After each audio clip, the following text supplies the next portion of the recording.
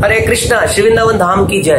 तो कभी आपने इमेजिन किया है कि पूर्ण पुरुषोत्तम भगवान कृष्ण दिखते कैसे हैं? मतलब भगवान का कुछ एक रंग होगा, भगवान के बारे में कुछ तो लिखा होगा, भगवान कौन सी मणि पहनते होंगे, भगवान दिखते कैसे होंगे, बहुत सारी चीजें। मतलब हम किसी पर्टिकुलरली पर्सन को जानते हैं तो हम उनको इमेजिन कर सकते हैं ना।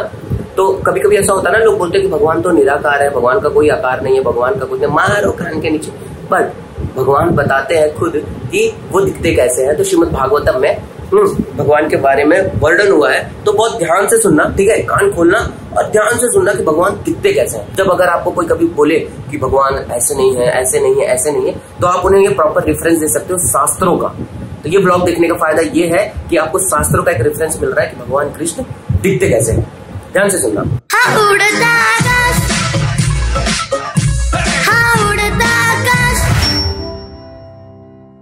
पूर्ण पुरुषोत्तम भगवान का मुखार बिंदु प्रफुल्लित कमल के समान है और उनकी लाल लाल आंखें कमल के कोश भीतरी भाग के समान है। उनका श्यामल शरीर नील कमल की पंखुड़ियों से सदृश है। वे अपने 3 हाथों में शंख चक्र तथा गदा धारण किए हुए हैं। तो इसमें भगवान विष्णु के बारे में बता रहे हैं, ठीक है। और ध्यान से आगे सुनना।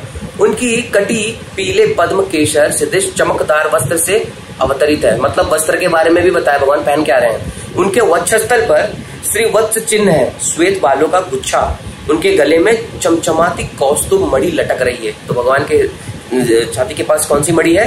कौस्तुभ मणि, हमेशा याद रखना, ठीक है। ये तात्पर्य पढ़ता हूँ। श्री भगवान के वस्त्र का वास्तविक रंग केसरिया पीला है, जो कमल पुष्प के केसर जैसा है।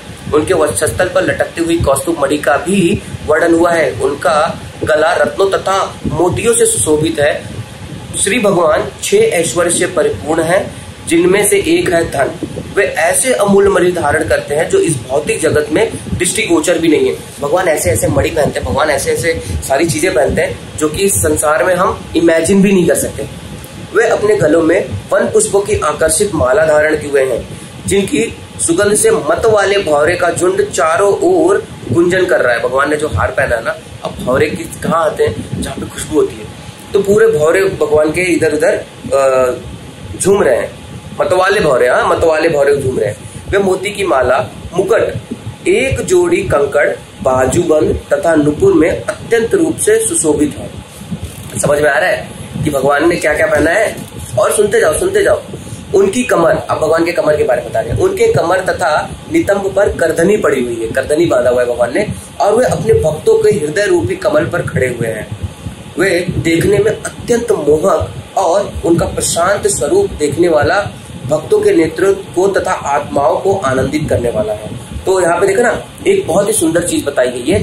भौतिक जगत में हम सुंदरता तो देखना चाहते हैं, किंतु यह इच्छा कभी पूरी नहीं होगी। हम इस शायद भौतिक जगत में कुछ चीज सुंदर देखना चाहें। मुझे याद है, मुझे किसी ने बोला था कि तुम सुंदर नहीं दिखते, तो मुझे अच्छा लगता। अब मुझे समझ में आता, अच्छा हुआ हम सुंदर नहीं दिखते भाई, क्योंकि हम सुंदर दिखेंगे तो हम फंस जाएंगे ना। तो इस दाग को लेके मुझे बोला था कि आप सुंदर नहीं दिखते। और श्रीमद् भागवतम में देखो कितना बढ़िया बताया गया है। भौतिक जगत में हम सुंदरता तो देखना चाहते हैं, किंतु यह इच्छा कभी पूरी नहीं होगी, क्योंकि भौतिक जगत में हम कोई भी चीजें देखना चाहेंगे, हमें लगेगा कि ये परफेक्ट है, मेरे लिए ये परफेक्ट है, ये परफेक्ट है। तो परफेक्शन का कोई डेफिनेशन नहीं होता ना।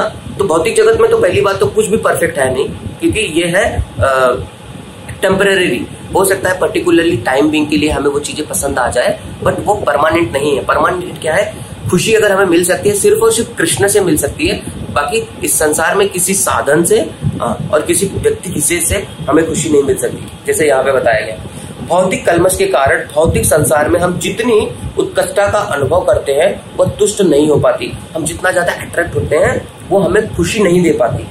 किंतु जब हम देखने, सुनने, स्पर्श करने इत्यादि की हमारी इच्छाएं श्री भगवान को तुष्ट करने हेतु प्रयुक्त होती है, तो सर्वोच्च पूर्णता को प्राप्त होती है। तात्पर्य में श्रील प्रभुपाद हमें यही समझा रहे हैं कि जब हम अपने देखने की, मतलब अगर मुझे मान लो जैसे लड़के हैं तो सुंदर स्त्री देखना चाहेंगे, लड़कियां हैं तो सुंदर पुरुष देखना चाहेंगे। तो ये जो सारी चीजें हैं, अगर मैं इसे भगवान को देखने में और कोई भी कार्य करने में अगर मैंने कृष्णा को सेंटर में रखा है, तो ये सर्वोच्च मतलब top most perfection of human body माना जाएगा। समझ रहे हैं? और यहाँ पे बहुत ही सुंदर तरीके से तात्पर्य में बताया गया है कि भगवान ना निराकार नहीं है, भगवान का एक साकार स्वरूप है। श्री भगवान शाश्वत रूप से अत्यंत सुंदर है। देखा, तुरंत वो लाइन आ गई। श्री भगवान शाश्वत रूप से अत्यंत सुंदर है। प्रत्येक लोक के समस्त निवासियों द्वारा पूजित है। यहाँ पे ना एक श्लोका है, सर्वलोक नमस्कृतम, सर्वलोक नमस्कृतम। ऐसा है कि भगवान कृष्ण ना, ऐसा नहीं किसी धरती लोक पे ही पूजनीय है, बाहर कहीं पूजनीय नहीं है। जैसे हो सकता है कि मैं बहुत पैसे वाला हूँ तो सिर्फ मैं अपने एरिया का ही पैसे वाला हूँ, कहीं बाहर का पैसे वाला नहीं हूँ, उधर का पैसे वाला नहीं। तो जो भगवान कृष्ण है वो एक लोक के पूजनीय नहीं है, सर्वलोक नमस्कृतम, वो सारे लोक में पूजनीय है, समस्त निवासियों द्वारा पूजनीय थे। वे चिर युवा रहते हैं और अपने भक्तों को आशीष देने हेतु सदैव उत्सुक रहते हैं। तो कभी कभी हमें ऐसा लगता है कि भगवान हमें आशीर्वाद नहीं देते ना, तो शायद मुझे जब मैं ये पढ़ रहा था तब मैं समझ में आया मेरे को माइंड में कि भगवान यहाँ पे लिखा है कि भगवान उत्सुक रहते हैं किसको देने के लिए, जितना ज्यादा हमारा ईगरनेस रहता है ना। तो जब हम तात्पर्य पढ़ेंगे, यहाँ तात्पर्य में लिखा है कि क्योंकि ऐसा नहीं है कि वे भक्तों को ही सुंदर लगते हैं, किंतु तो अंततः निराकार शाश्वत का अर्थ है सदैव विद्यमान। यह सौंदर्य क्षणिक नहीं है, भगवान का जो सुंदरता वो क्षणिक नहीं, वो परमानेंट है। संसार की जो सुंदरता है वो क्षणिक है, टेम्परेरी है, ठीक है।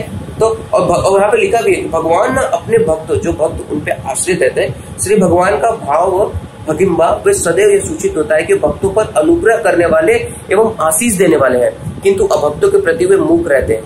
जो भक्त नहीं है भगवान उनके लिए चुप रहते हैं। ठीक है, चल भाई, है ना। तो ये कृष्ण के बारे में वर्णन हुआ। आई नो आप लोगों को बहुत अच्छा लग रहा है सुनने में, तो हम धीरे धीरे ब्लॉग में ऐसे ऐसे पढ़ते जाएंगे और आपको बताते जाएंगे। ये लास्ट श्लोक हम पढ़ते हैं। श्री भगवान का यश सदैव गाने योग्य है, क्योंकि उनका यश भक्तों को यश बढ़ाने वाला है। अतः मनुष्य को चाहिए कि वो पूर्ण पुरुषोत्तम श्री भगवान तथा उनके भक्तों का ध्यान करे। मनुष्य को तब तक श्री भगवान के शाश्वत रूप का ध्यान करना चाहिए जब तक मन स्थिर ना हो। ये एक दिन का प्रोसेस नहीं है, 2 दिन का प्रोसेस नहीं है, हमें तब तक भगवान का स्मरण करना है जब तक हमारा मन भगवान श्री कृष्ण नंदन नंदन श्याम सुंदर गोविंद के चरणों में स्थिर ना हो। ठीक है, और हमें चाहिए भगवान के यश का ध्यान करना चाहिए। अगर आपके पास लगता है आपके पास if you have any quality ना, then you should come out and preach about Krishna consciousness to others ना। तो जब हम ये करेंगे, और इससे क्या होगा, उनका यश भक्तों को भी यश बढ़ाने वाला है। मनुष्य को चाहिए कि पूर्ण पुरुषोत्तम भगवान का ध्यान करें। जब हम भगवान का ध्यान करेंगे तो हमारे जीवन का क्या होगा, कल्याण होगा। इसलिए हमें मेक श्योर करना चाहिए कि रोज गीता भागवत पढ़े, और साथ ही जितना पढ़ेंगे उतना ज्यादा हमें कृष्ण के बारे में पता चलेगा, और फिर दिन भर में इसको मेमोराइज कर पाएंगे। समझ रहे हो कि कृष्ण के करधनी पहना है, कृष्ण ने कौस्तुभ मणि पहनी है, बाजूबंद पहना है, उन्होंने नुपुर पहनी है पैरों में, तो बहुत सारी चीजें हैं। तो अभी आगे देखते हैं क्या होता है। ठीक है, हरे कृष्णा, वृंदावन धाम की जय। नमस्ते गिरिराजाय श्री गोवर्धन नामिने अशेष क्लेश नाशाय परमानंद दायिने। बोल गिरिराज महाराज की जय, गिरि गोवर्धन की जय। जय जय श्री राधे श्याम, सबको मिले श्री वृंदावन धाम। बोलो समोसा महाप्रसाद की। जिसने जय नहीं बोला उसको नहीं मिलेगा। बोलो समोसा। पहले कैसे जय निकल गया? हाँ, पहले जय कैसे आ गया बाहर? खाने की जल्दी है ना। किसको किसको खाना है, हाथ नहीं उठाएगा। उठा क्यों लिया? चलो बोलो वृंदावन धाम की, राधा रानी की, समोसा महाप्रसाद की। ताकत खत्म हो गया सबका। चल नित्य इधर आ, नित्य इधर आ। जिसको हरी चटनी मिली है वो हरे कृष्णा बोलेगा, जिसको लाल चटनी मिली है बोलेगा बांके बिहारी लाल की जय। ठीक है,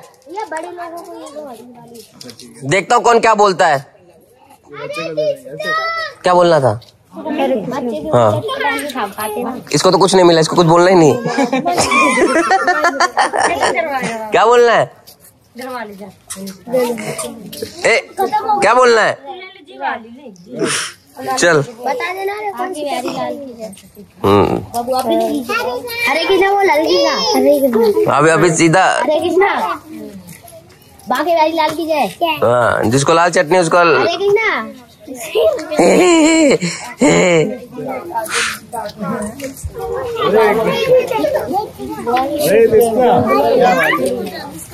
अरे कृष्णा हरे नहीं है भाई। हो गया सबको?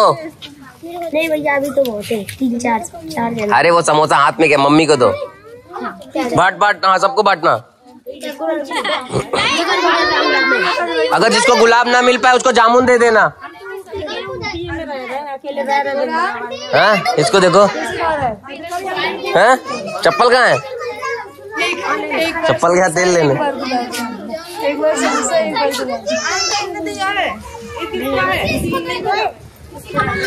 जिसका आधार कार्ड होगा उसी को देना गुलाब जामुन। मेरा आधार कार्ड भैया आधार कार्ड मिला है? तुम्हारा आधार कार्ड है? आधार कार्ड है? हाँ मेरा तो है। आधार कार्ड तब ठीक है, तब खा सकते। तेरा आधार कार्ड है ना? जिसका आधार कार्ड नहीं है उसको नहीं मिलेगा। सबसे बढ़िया टाइम ब्रज में यही है, शाम का समय। तो अभी जस्ट मैं निकला हूँ, जा रहा हूँ आप लोग को यमुना महारानी के दर्शन कराने के लिए। तो सबसे बेस्ट टाइम मेरे को ना यही लगता है, शाम का समय। शाम के समय में तो फील आती है, मतलब ना गर्मी ना ठंडी, नॉर्मल एकदम मध्यम कुंदम।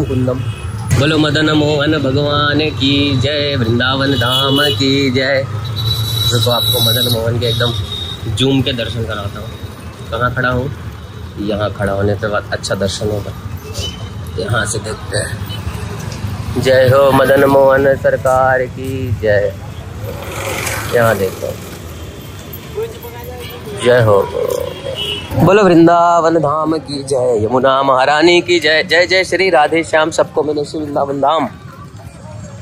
तो अभी जस्ट मैं पहुंचा हूँ यमुना महारानी के दर्शन करने के लिए। क्या मस्त मजा आ रहा है भाई साहब, एकदम फील आ रहा है। हाँ, पहले प्रणाम कर लेते हैं, फिर आप लोग को अच्छे से दर्शन कराते हैं। जय हो यमुना महारानी की जय। बोलो यमुना महारानी की जय। जय जय श्री राधे श्याम, सबको मिले श्री वृंदावन धाम। तो मेरे यमुना के पास आने में थोड़ा सा लेट हो गया, अब एकदम अंधेरा सा मौसम आ गया। देखो कोई यमुना किनारे आके जप करता है, और ऐसे हमें करना भी चाहिए।